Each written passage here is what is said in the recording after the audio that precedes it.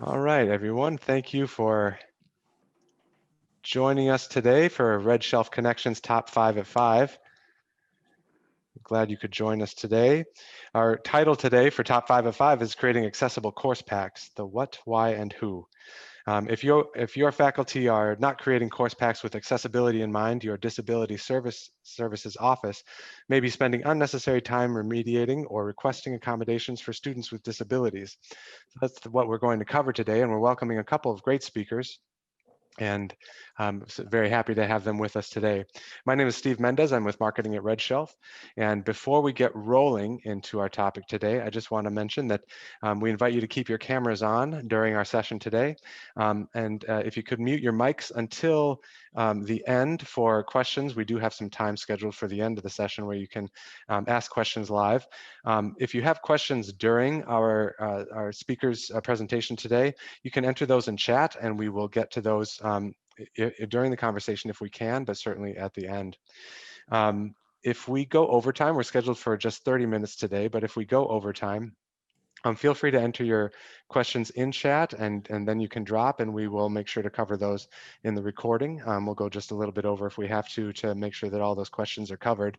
And then you'll receive an email at the end of our session that will include a link to a recording of this so you can make sure to get all the material. So with that, I'm going to introduce our speakers. Lia Dearborn is Publishing and Administrative Manager at Montezuma Publishing. We're very excited to have her with us today. And also we have RedShelf's own Aaron Lucas, who is our Senior Director of Digital Accessibility. So we're going to start off today by asking Lia just to introduce yourself and tell us a little bit about what you do at Montezuma. Sure, thanks, Steve. So I work at Montezuma Publishing, and we are a part of Aztec Shops. So our home base is at San Diego State University. I've been working there since 2012, and we service more than just SDSU, though. We work with campuses across the country to provide them with custom course material solutions.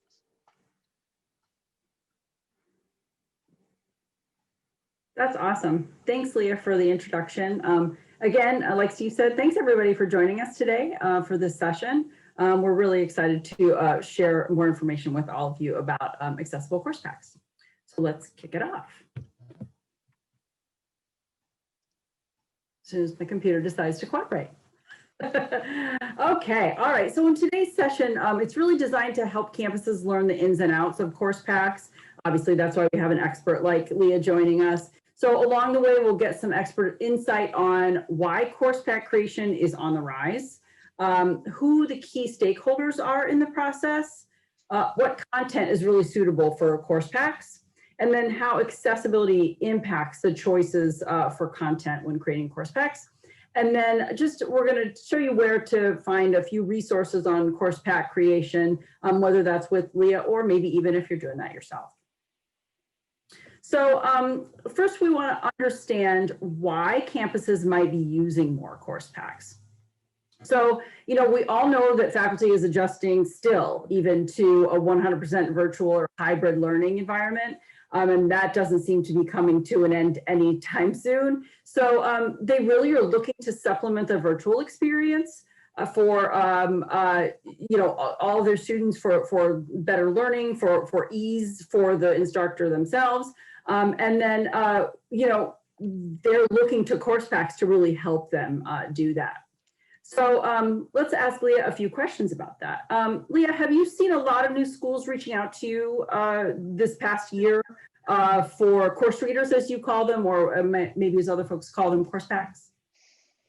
Yeah, actually, we've seen not only new campuses reaching out to us, trying to find solutions, but also professors that we've already worked with in the past, with the bookstore, using a traditional textbook. They might be trying to supplement that with some either original material, or maybe they've decided to make their own lab manual.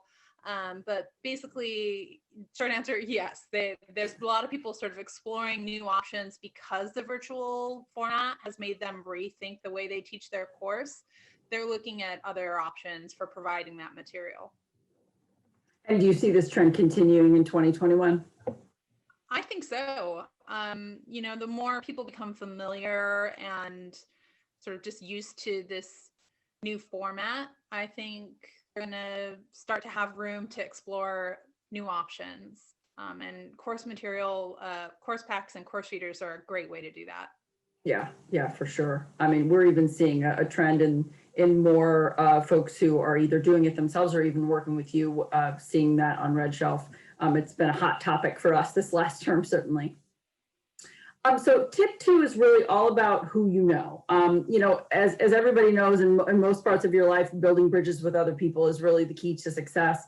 And on campus, it's no different. One of the things that we really strive to do at RedShelf, especially from my perspective, is while we normally work with bookstore managers, the closest of all the campus stakeholders, we try to connect them to DSOs, and we feel that's really important for everyone to be on the same page with what's going on with course materials. And that's certainly a little bit harder these days, but it's definitely still crucial. Also, you know, it's important for DSOs and faculty to be communicating about, you know, how they're going to teach their courses, what kind of materials they're going to be using, and the DSO can really advise them as to how that might impact accessibility.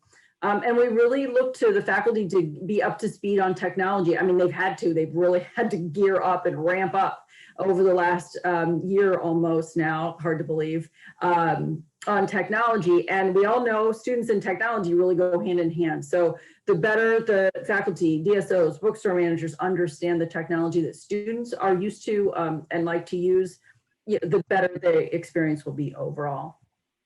So Lia, who are you typically connecting with on campus? Well, we have definitely built a relationship with our DSO on campus. We hold an event twice a year for our department coordinators where we just, you know, honor them. We give them a lunch to give them information, but also to, you know, show our appreciation for all the work they do with getting us requisitions on time. And we bring in the DSO department to come and speak at that every time. So even though a lot of the department coordinators have heard the speech before, sometimes, you know, there's new people there. So we want to make sure that if there's an opportunity for us to bring them into the conversation and showcase, you know, what they do on campus and how vital it is, then we do that. And, you know, even if the department coordinators don't remember who that person is from DSO, they know that they can come to somebody at Aztec shops and at the bookstore, and we can make that connection for them. Yeah, that's great. I mean, and you know, those connections are certainly extremely important for you as well as them. You know, and we find the same thing too, is the more folks who know about what we're doing and what you know, companies like yours are doing, the better it is really for everybody in those connections. So tip 3, let's talk a little bit about what the rules are for course pack creation and distribution. So, you know, whether you're outsourcing a custom course pack or creating it yourself, really the same rules and pitfalls can apply. So, you know, let's talk to Lia a little bit about what courses are well suited for custom course packs or course readers. I'd really say any course. We work with everybody from sciences through, you know, art courses, you know, everything from like ceramics to computer science. So if a professor wants to make original material, provide, you know, look professional and not just like a bunch of links online, like they want to make it available in one reader, we can do that. Or they want to, you know, build their own sort of anthology or take a OER material and modify it so that it's for their class, they rearrange things, then, you know, that's possible. We can definitely make that happen for them. Yeah, it's great to know that it's so flexible, that it's not just, you know, one kind of course that lends itself to this. Who's responsible for things like copyright clearance? It depends on how the professor decides to publish it. If they use a service like ours, then we handle the responsibility. We take full responsibility for copyright clearance. So they don't have to worry about it. We actually check all of the content. If it's borrowed, we seek permission on their behalf. But if the professor wants to publish it on their own and just give a link or a PDF to their students, then ultimately they bear the responsibility.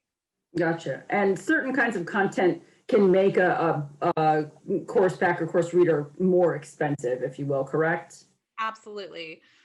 So things like comic strips that could bring, like levity or like really good examples for more serious content can be great, but they're very expensive. Or poetry, that kind of thing. Sometimes it does make more sense to just add a link to where students can find things online. And that's where we're able to give guidance to the professor to let them know what their options are. Awesome, that's great. And who handles the distribution of the course readers on campus to the students? Ideally, the student can get it through the bookstore because we handle things like accessibility, or students who are like all of our athletes get their materials through the bookstore without having to pay for them out of pocket. So even if the professor doesn't want to use the bookstore for their course reader, we still recommend that they let us know what they intend to use so we can accommodate all of those different departments and make sure that the students who need to get the material have the way to get it that works best for them. Yeah, and if anyone on the call happens to be a RedShelf campus, then we do distribute Lia's course packs via RedShelf. So, yes, digitally, yes. I think, in fact, you might have been the first company that we distributed via RedShelf, if I'm correct. Yes, I think so. We've been working with it a long time. Yeah. So tip 4, know how the requirement for accessible course materials affects your content choices. So we know that accessibility is not optional. You have to make sure that you're making all of your course materials accessible.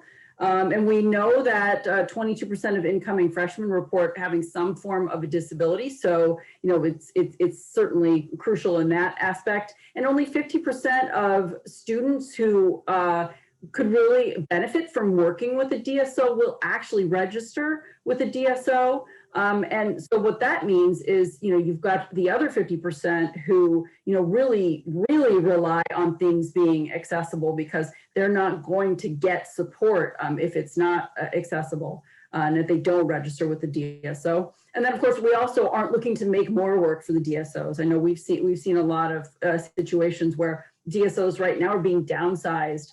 And they're generally kind of overworked in the first place. So we certainly don't want to make that any harder for DSOs.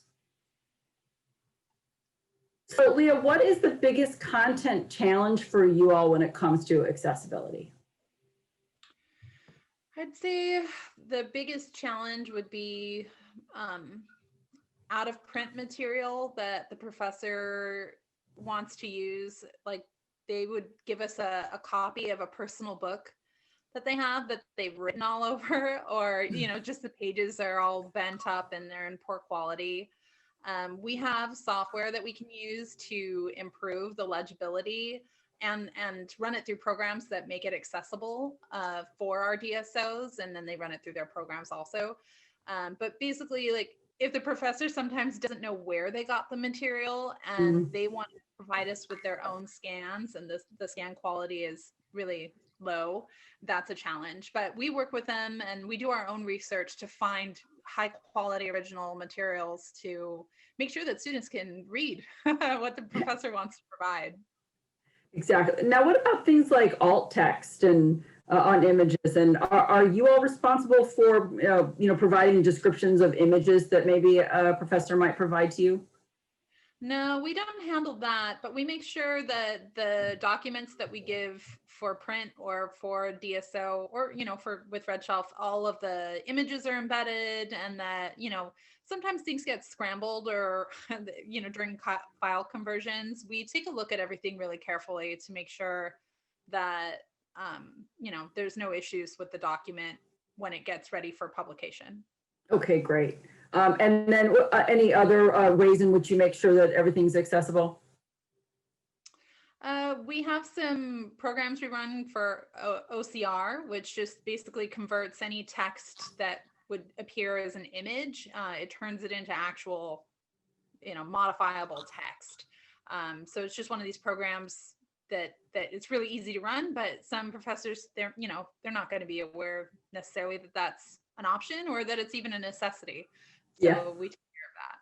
Yeah, exactly. I mean, that's really key, especially for those students who are looking for, not only obviously you need to be able to read the text and interact with the text, but text to speech doesn't work without that. And so many students request that, nowadays. So Hey, Erin, can I pause you there real quick? We had a question come through that I think might relate to that tip, which is, sure. Can the library get a copy of course packs? Because having them on course reserves would be a great service to our students. This could be for you or Lia. Absolutely. Yes, they can. So long as the professor lets us know that they want to have a copy provided for course reserves, then we can take care of that, and it doesn't cost anything additional. We give that to the library, or if the vice versa, like if the library or anybody from the library requests that, we send it on to them. Definitely. That's Okay, great. great. That's a great thing to know. I did not know that. So see, I'm learning things today too. So where can we find some more resources, right, on course creation? So first of all, obviously, Lia is here because she'd love for you to reach out to her, talk to her about it. And using those bridges, again, so important. If you maybe aren't lucky enough to be able to work with Lia, ask around to see how other people on your campus are doing it. I would say that chances are pretty good someone is doing it, especially now. If you're kind of DIYing this process, right? Remember that you have to make things accessible, and Adobe Acrobat is really great. It's very intuitive on making a PDF accessible. We also encourage folks to consider creating an EPUB. And one of the great things now is that you can use Word to create an EPUB, and that makes it more accessible. And it's super easy. And if anybody's interested in how that works, we can either walk you through it or hook you up with the folks at the DAISY Consortium who made that happen. And then, of course, because course packs have been so popular for us over the last term, we came up with a campus guide for creating accessible course packs. So Steve, maybe that's something we can follow up with and provide to everybody who joined us today, so they can kind of see how our campuses work with us on course packs. Thanks, Erin. We'll make one of whatever we have available through a link in the email that you'll receive as follow-up to this. Okay, and great. I'm wondering, we had a question come through that might relate to this too, is there any literature that you know of that helps explain the need for accessibility with professors? That's a good point. Are you with a DSO, or are you at a bookstore? I'm looking now to see.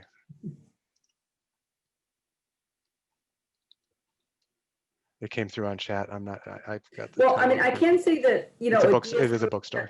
Yep. Okay, yeah. Your DSO, again, there's that building bridges piece. Your DSO is probably already has something like that that's tailored to your campus. If you're ever looking to discuss that with faculty, and you want to partner with RedShelf, we can certainly help you have that conversation. I can be involved in that conversation. We do that all the time with our campus partners. So I would say, either ask your DSO or ring us up and we'll help you out.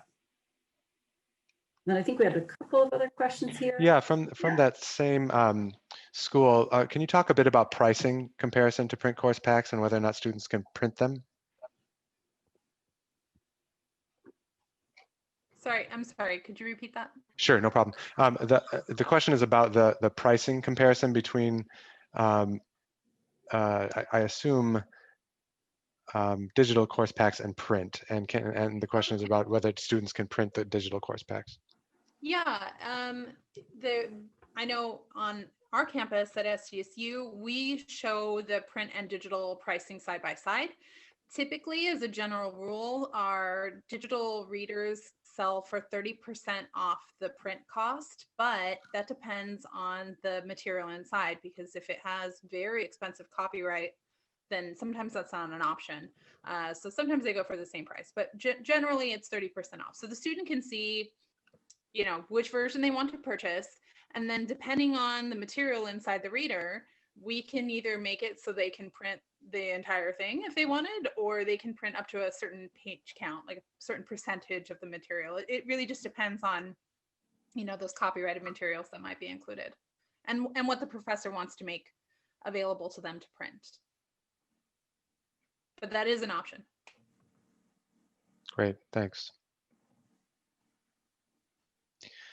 Aaron, we had more questions come through in the registration process. Should we jump into those, or are you? Okay. Sure. I'll leave this up so we don't forget to let Lia plug herself one more time. Okay, sounds good. We had some interest in during the registrations about just more technical aspects of the how portion of creating these accessible packets. And we got into a bit of that with your discussion on Adobe and the PDF, Aaron. For you or Lia, can you maybe summarize what are the top 3 technical issues that DIYers are having in this? And if not 3, just the one that you might hear the most often. Just what's commonly coming up in as far as technical challenges to doing this on your own? I'll let you first, Lia. Well, I would say our experience is with professors who are so frustrated they don't want to do it on their own. So it's just a matter of like time to figure out how to use the software, and they don't want to worry about that. They're more focused on how they're going to teach the class instead of like how to prepare a document for publication.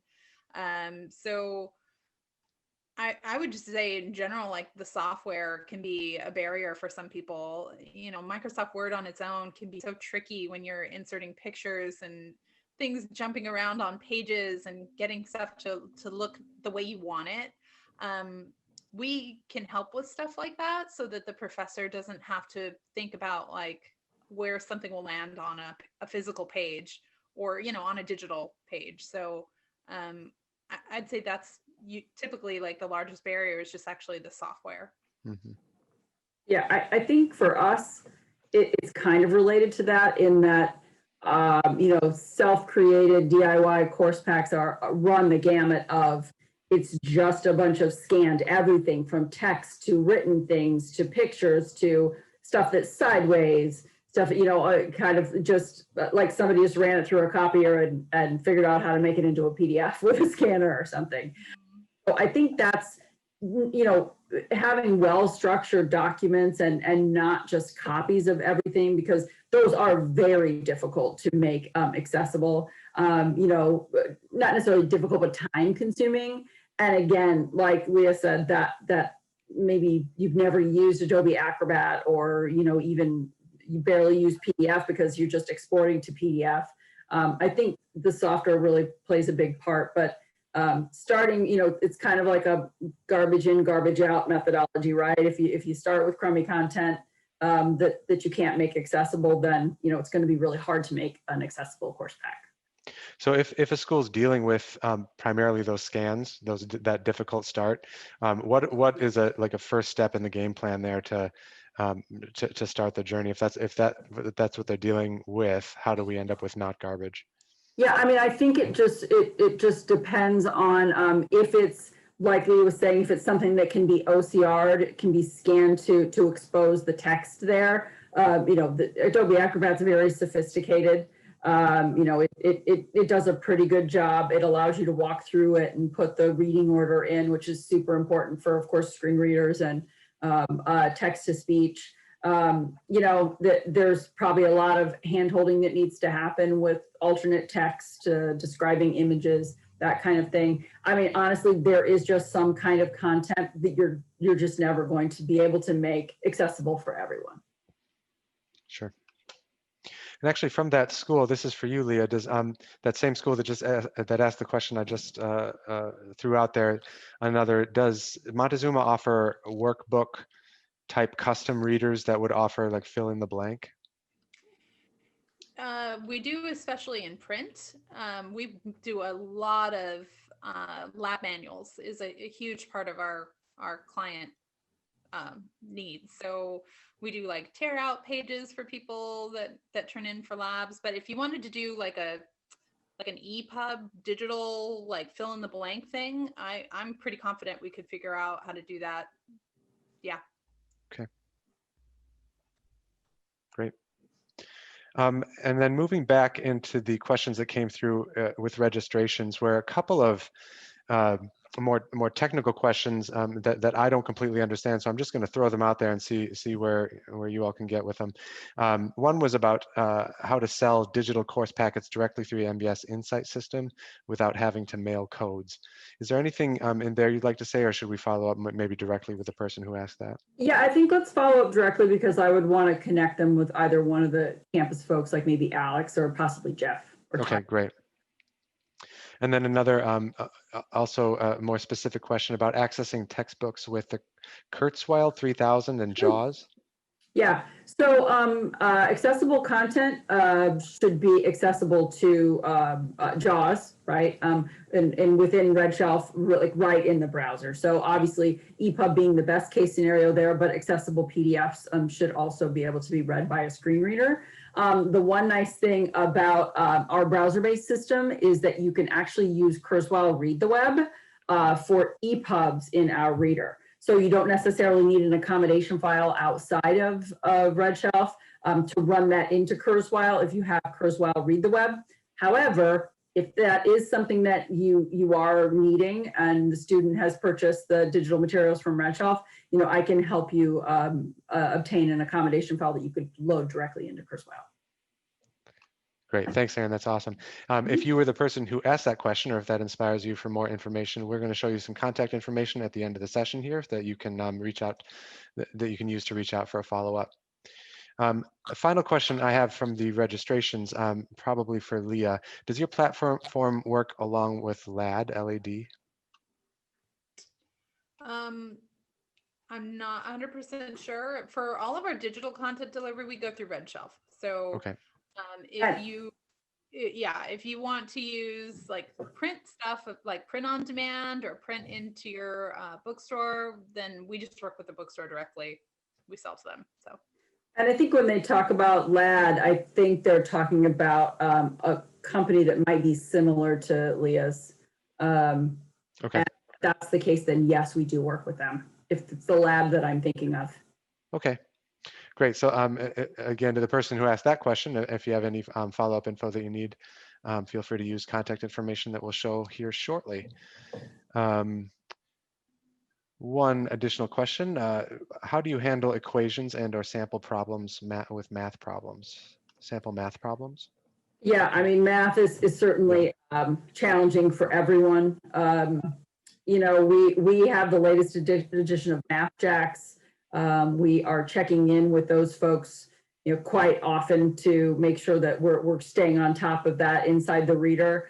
It's another situation where a well-formed document, especially an EPUB, is going to read math equations much better than, say, a PDF that, if it's been OCR'd, it's just kind of trying to guess what those characters are.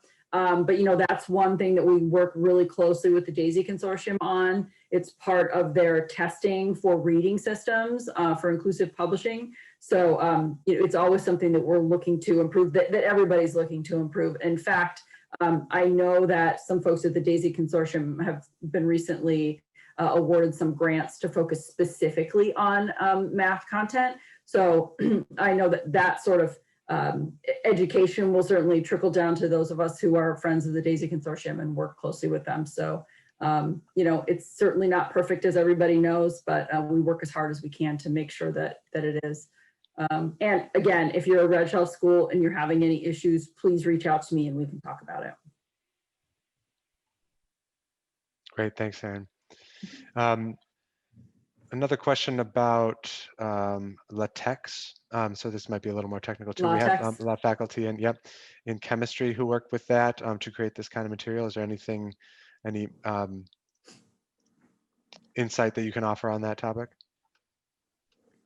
What I've seen, the quality of those documents are really good. The text is very legible. Shouldn't be an issue. Okay. Great. So we may have follow-up questions, but we're just getting to the end of our time. Is there, Lia, we're going to show an email address people can use to get in touch with you. Beyond that, is there anything that you'd like to say about how people might partner with Montezuma? Sure. Yeah, even though we're working most of the time remotely, we do have people available to answer questions. So, if you have any questions about what we do, or, if we can't help you, we can still point you in the right direction to maybe find somebody that can answer some of your questions, and definitely work with RedShelf. So, send us an email and somebody will get back to you, even though we're not in our office. And our service is not just for SDSU. So we're glad to help you out. And there's no commitment. If you want to check out what we do and do like a test, sort of a sample reader, we can do something like that. And, you don't have to sign any contracts or anything. We're just That's here to help. awesome. That's great. Thank you. So you'll see on your screen right now some contact information, both for Aaron and for Montezuma. So feel free to reach out to either of those for additional, more specific follow-ups, or to plan a meeting or exploratory project. Questions in general about RedShelf can be sent to hello@redshelf.com as well. And you can get more about us at about.redshelf.com. We're going to wrap up here as we're just a couple of minutes over. Thank you so much for joining us, Lia and Aaron, for helping to put this together. We certainly appreciate your work, and our accessibility sessions have been very popular. So I really appreciate having you here to help get this information out into the industry. Yeah. Thanks again, Lia, for joining us and putting up with all of our back and forth on the slides this week. Thank you guys for having me. It was great speaking with you all. Awesome. So all the Thanks, attendees will Steve. receive, no problem, you'll receive an email with a link to a recording of this that will be loaded up to YouTube. So you can look for that by the end of the week. Awesome. Thanks, everybody, for Great. joining us. Thank you all.